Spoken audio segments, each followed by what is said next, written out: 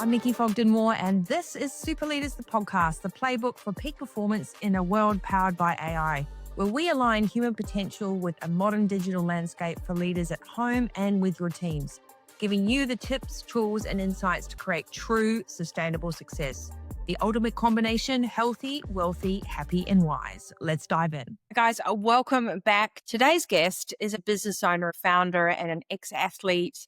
Kim Morrison today is going to be joining us. Now, Kim is founder of 28, which does a whole lot of essential oils and beautiful products. She's also launched a new product with her son, which is Blackcurrant Performance. She's a best-selling author, entrepreneur, and also a self-love coach. We're going to talk about 4 key things today. What does success mean really these days? What is the jam with AI for anyone on the cutting edge of being an entrepreneur and agility in business and creating something sustainable? The 4th thing is, who is your imaginary board of directors? Welcome to the show, Kim. Thanks for coming back.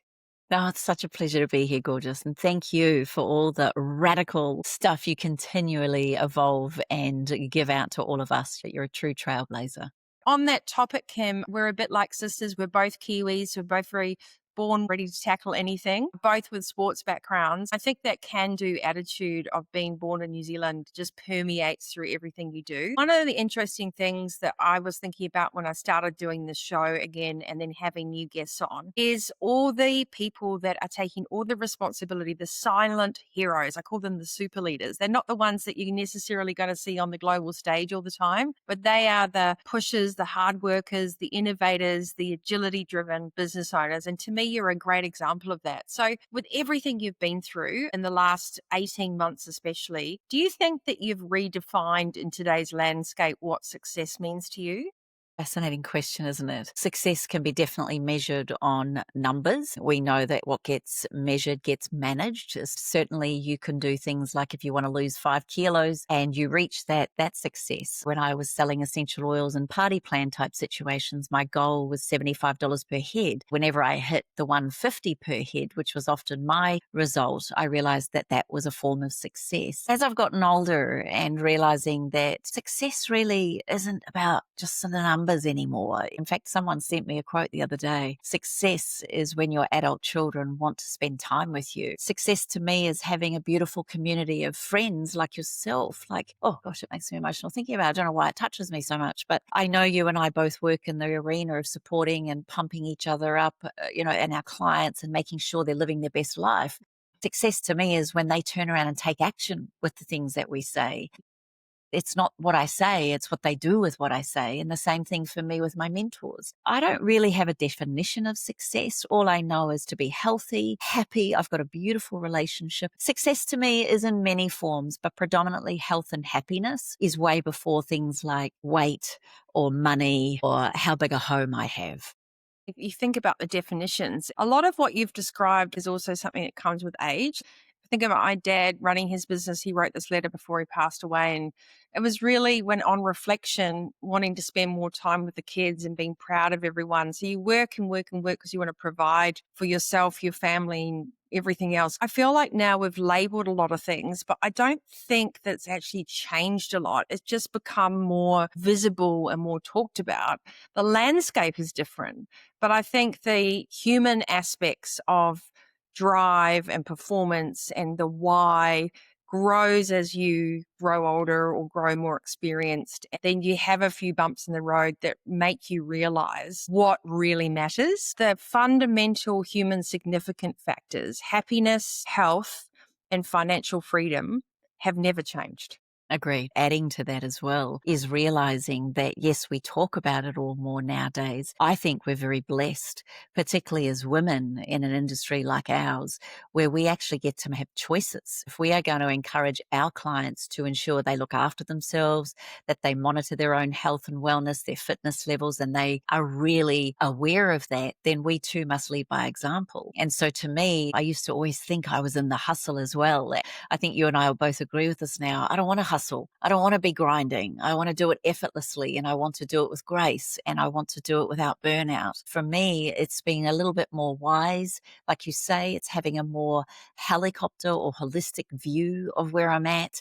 I think sometimes the beauty of getting older is we have a little bit more wisdom, a little bit more grace, potentially less hustle, but certainly with all the hustling and grinding and working we've done in the past, it's almost like it's part of us, not a have to do anymore. On the flip side of that, it's interesting because I read an article, I think it was through Forbes or something, where women 50 plus are the new breed of really successful entrepreneurs. I also, if people can be gender neutral, I have this mission about age neutral. Once you really dial into listening to your body to make decisions, that increased ability to be discerning and have conscious intelligence from being an optimal performance doesn't mean you're working harder. It's actually really fun uncovering the results of that. With your newfound wisdom, I don't see that you want to have less results in your business, though. I don't believe that being wise means slowing down. No, not at all. If my words this year, I choose a word or a phrase every year.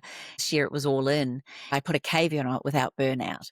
It's actually working smarter, creating better results, more zeros, and actually having the balance, if there's such a word, not sure about that word, but Work-life blend. blend. I think it's more blend and balance. Absolutely. That's ultimately winning. And what's so beautiful for me now, I'm heading into my late 50s, is I don't have little babies that I'm running around after. It gives me a lot of time to really give to my business, whether that's at 4 a.m. in the morning or 10 o'clock at night. I'll choose. I go now based on my energy and where I'm at. When it comes to the creative stuff, I find I can use that time wherever. I don't have to get kids up for school lunches anymore. So it's a really beautiful thing. I love aging. It's such a privilege. Aging is really embracing all of the lessons. Someone asked me the other day, wouldn't it be great to go back and redo it all again? I thought, no, I don't want to go back and do it all again. Yeah. I just want to take what I've learnt and use that as a platform and actually keep evolving. I'm constantly evolving physically, mentally, and emotionally. You're right. It never ends. I want to go on to work smarter, not harder thing at the moment and talk about AI, because I feel like these discussions on the show for me have to be about taking action.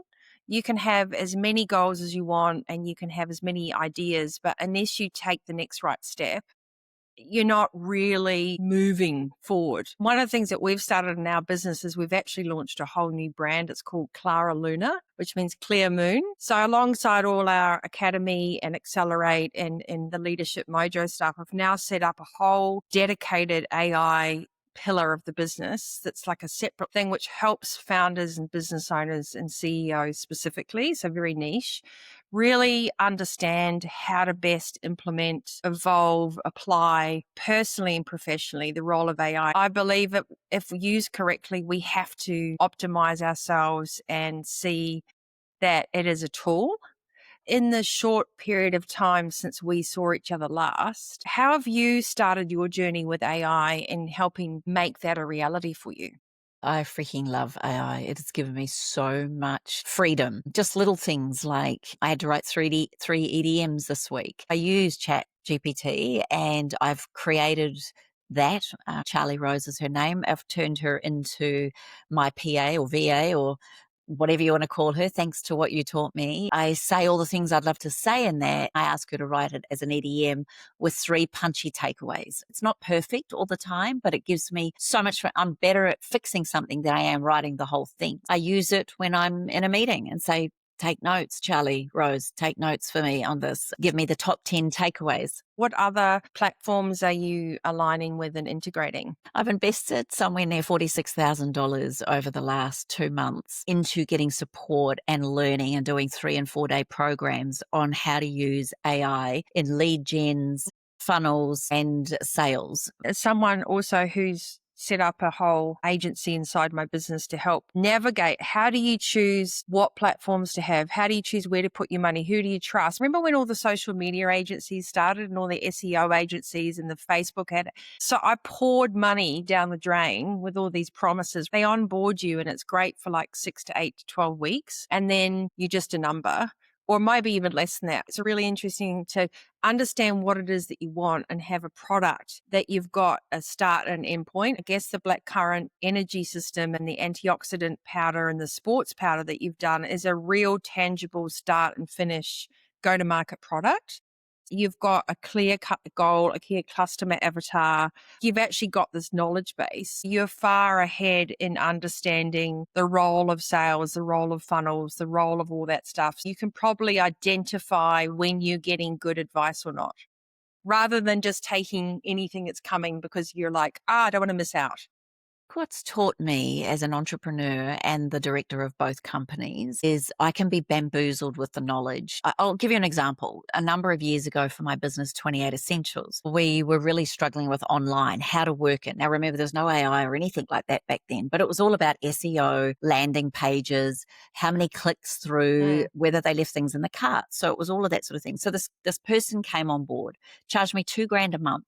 At the end of 1 year, $24,000, I flew to Melbourne, walked into this office, which was a bit like a funky little Google office with dogs and bean bags. It was really cute. Sat there with this guy, Jason, and he did a PowerPoint presentation for about 20 minutes of what he had achieved in this time. And I just sat there looking at him thinking, you can give me all the big words. You can show me all the things, all the stats, all the things that you think. I just looked and I said, Jace, that sounds amazing, but show me the money.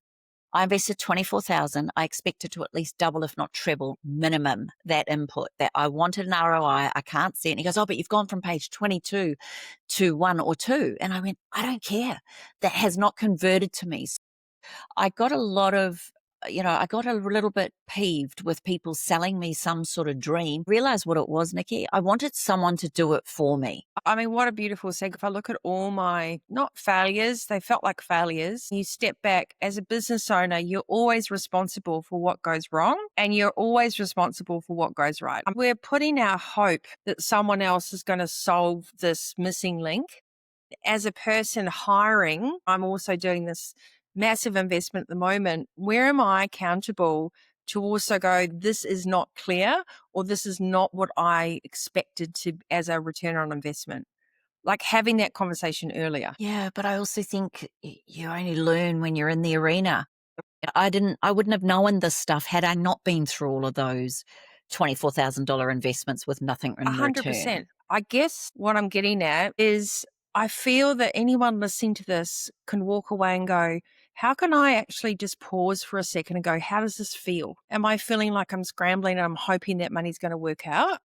Because it doesn't feel right. I don't think there's any perfect moment. It's constantly moving, isn't it? I think I have beautiful wins, but I still have, I wouldn't even call them losses. I call them learnings. Sometimes they're very big investment learnings, but there's still a learning. What I've learned more than anything in the last 6 months in particular is I don't have to know how to do it specifically, but I have to understand it so that when they're talking to me, I'm not bamboozled by their lingo, their language or whatever. For many years, just show me the profit and loss, give me the balance sheet. That's all I need to know. Now I'm going, how many people are coming into our page? What are they doing? How long are they staying there? What's my lifetime value of my customer? Who is my ideal customer? I consider myself in the apprenticeship phase of AI. Now, do I want to be an expert in AI? Not necessarily to teach it. I'm sure like you having an avenue now of your business, you'll have an even deeper, radical, deeper desire to understand it more. So long as when I do hire you or I am working with you, that we're working together, you're not at me or you think you know better for me. So I think that's the nugget. This is the unlocking of psychology, which is it's gone from parent-child, agency-client to partnership. When you can have a transparent partnership with milestones and tasks and everything that comes out of that, it's fun. So it's not a chore. Coming back to your personality, Kim, is that you have taken that conversation that we had on the balcony at that kind of catch up. Then you went and you thought, ooh, and you implemented it. So you are way above everybody else that's still just trying to do an assistant that tells them jokes or gives them improved photos of themselves or creates a scene that they can post on social. You're actually going, how does this spend more time with my kids, more time with Danny, increase our profit, create legacy businesses and do more than I've ever achieved with less work? Absolutely. That is the beauty in what you created. So if everyone has a Nikki in their corner, you're in the same room, the same vortex, the same energy, and you learn from someone like you, then that's what the nugget to me is it was like, well, she's learning too. It's not like you are arrogant to think you know everything. It's that adult to adult. It's that what can we do together and how do we create magic? What's also been so profound, sometimes you don't want to go out to these networking events or you don't really feel like driving all the way somewhere to meet up with someone. But I always feel like I ask for signs. I always close my eyes and ask the universe for a signal, either on my run, my walk, or when I walk out even to get the mail. If I'm in doubt or sure, I'll ask for a sign. I feel like if you can get really in touch with what the universe is asking of you and is giving to you, it's working through you to actually support you to live your greatest life, then the woohoo that you and I love so much, the actual real intense understanding and academia and processing and all of that, I think they flow so effortlessly together. Let's just talk a little bit about academia and this board of directors and people of influence in our lives. There's very few people that are logistically around me that are my go-to for advice. I've got some fantastic mentors, unofficial mentors. Now you can create like a Dr. Huberman or you can create an Elon Musk assistant. It's the intellectual ability to cognitively want to keep learning. And then the physical side of really realizing that while fitness isn't everything, if you don't have it, it means that you can't do everything. I'm still seeing an epidemic of burnout. I'm still dealing with workforces where people are opting out. They've lost their sense of self-leadership. I truly believe that as coaches in this space, we have to remember that at the end of the day, nothing can replace human significance. And being connected to be your very best personal self on a cellular level is your first and foremost project. If you can use this longevity opportunity and use this ability to be ageless and use this ability to be continuously curious, the energy that comes back is unbelievable. One of the things you said in there that just stood out to me that's become even more prevalent as I've gotten older is your fitness. You do not take care of this body, this vehicle, this amazing vessel that transports you through. If you're not eating well, if you're not giving it all, and I know there's many overweight or unhealthy CEOs and directors and all of that, and they say they haven't got time and all of these things. But I'm telling you, if you don't invest in your health and well-being, then sickness will invest itself in you at some point. There's too many young people dropping dead or having massive coronary issues, or they're burnt out, or they're depressed, or they're on medications. That's not the leadership that I want to encourage, certainly not the leadership I want to live by, which is why I've really started, particularly now as I near 60, I want to make sure I'm still running with grandkids and great-grandkids, maybe into my 90s. My beautiful mother-in-law, love her. She's spiritual. She's academic. She's someone on my board of directors. She is just so wise and she's worked on many boards and worked in parliament. You know, she's just very clever. But of course, as she's getting older, potentially facing her mortality, I've noticed that the things she shares with us on Instagram and Facebook and all these things, oh my gosh, Nikki, they're so doom and gloom. The world is stuffed. She keeps going, you know, we're ruining the world. This is really sad. She's seeing what's happening to all these things. I mean, that's a whole other episode. And if you haven't had a chance to listen to Rach Hunter's new podcast yet, Human Spirit, it's so good. You're going to love it. You're going to love it. We're coming to the end of our first episode. We've touched on so many things. I do want to ask you a couple of things to close out. What is the one constant challenge for you, Kim? Someone who's so well educated, so successful, a high achiever, always navigates her way through whatever is put in front of her with grace. Is it being alone at the top because you're bringing everyone else with you all the time? Like what's your constant challenge? Well, I think to really think about it, the algorithm.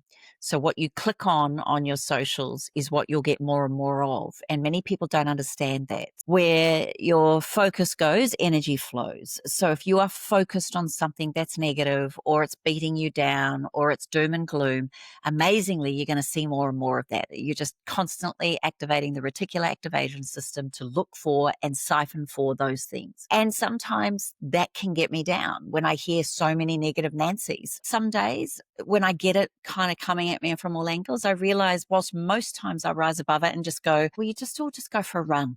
Just everybody go for a swim. Just everybody just chill out.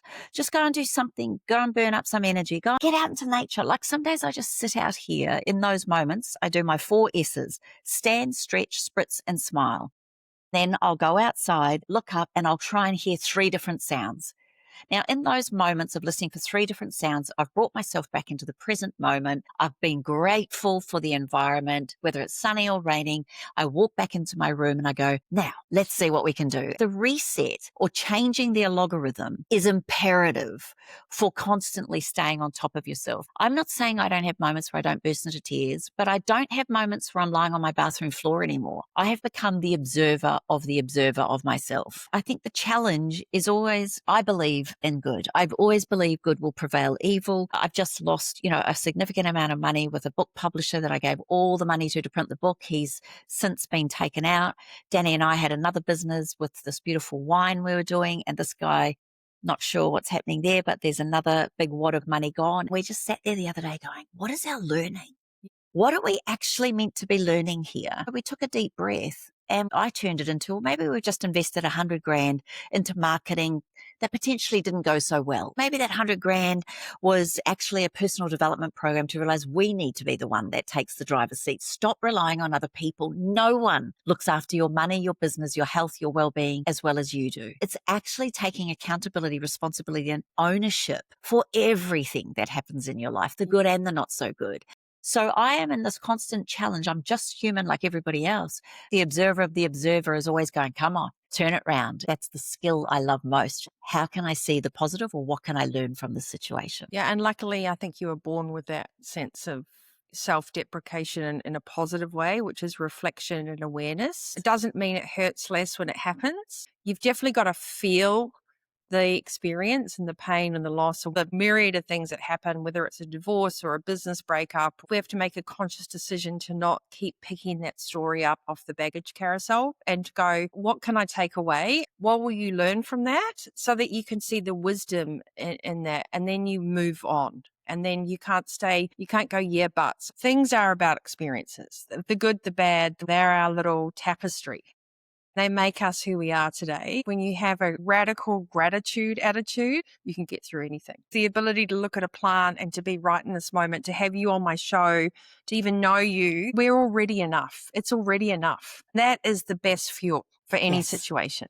And let's not forget, the best learnings come from the greatest struggles. When we're happy and everything's great, we're fine. We're just in a happy little place. It's through the struggles is where the greatest nuggets sit. With maturity, with wisdom, with hindsight and time, you do see some incredible nuggets that then I get to help clients that potentially might save them from it, or how to navigate it when they come up against it. Off the back of this beautiful episode, we've discussed about the evolution of what success really means, this whole P&L, like time with family and freedom of time to make choices, the constant curiosity, how you're using AI to become involved in our land as it is, our world as it is, and to be a student of life in that aspect along with your son, and that your constant challenge is swiping left on the negative. We spoke about your board of directors and the people that you go to that inspire you, and the strength of friendships and the ability to reset at any given moment and learn from your experiences, to be in the trenches, and that the wisdom that comes from no trajectory to the top is without a wavy line, and to be grateful for all those experiences. To be a super leader is to be curious, to be kind to yourself, to be observant, to love your whole life unconditionally, even when it's not going well. Kim, you're a huge testament to that. For those of you listening by watching this podcast, I will also be popping a little thing down there of my new SuperLeaders book to pre-order. I'm so excited about this book because it really is a culmination. It's the alchemy of every single thing I live, breathe, do, preach. It's got the most incredible stories in it. Some really cool hacks. There's just so much to get out of life.